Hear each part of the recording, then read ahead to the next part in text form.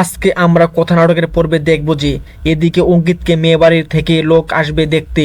তারা সবাই তার জন্য আয়োজন করতেছে। তারপর মেয়েবাড়ির লোকগুলো চলে আসে এবং তারা সবাই পরিচিত হয়। তারপর তারা বলে অঙ্কিত কোথায়। তারপর তার মা বলে আসবে, সে এক্ষুনি চলে আসবে। ঠিক সেই সময় তিমির আর নূপুর চলে আসে। তাকে দেখে অঙ্কিতের মা বলে অঙ্কিতরা কোথায়। তখন তারা বলে তারা সবাই আসতেছে। তিমির যখন মেয়েবাড়ির লোকদের দেখে তখন সে ভয় পেয়ে যায় আর ভাবে এবার কি হবে। তারপর কিছুক্ষণ পর অঙ্কিত আসে আর তার মাকে সে বলে আমি জুনিকে বিয়ে করেছি। এ কথা শুনে সবাই অবাক হয়ে যায়।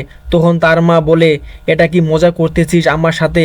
তখন অঙ্কিত বলে না মা, আমি সত্যি তাকে বিয়ে করেছি। তারপর কথা বলে মেজমা অঙ্কিত দা জুনিকে বিয়ে করেছে। এ কথা শুনে তার মেজমা বলে আমি তোমার কোনো কথা একদম বিশ্বাস করি না, আর আমি এই বিয়েটা মানি না। আমি এই মেয়েকে বাড়ি থেকে বের করে দিব। তারপর অঙ্কিত বলে না মা, আমি নিজের ইচ্ছেতেই ওকে বিয়ে করেছি। তারপর মেয়ে বাড়ির লোক ওদেরকে অনেক কথা শোনায়। তাই এরপর অঙ্কিতের মা বলে আমার ছেলে যদি বিয়ে হয় আপনাদের মেয়ের সাথে হবে।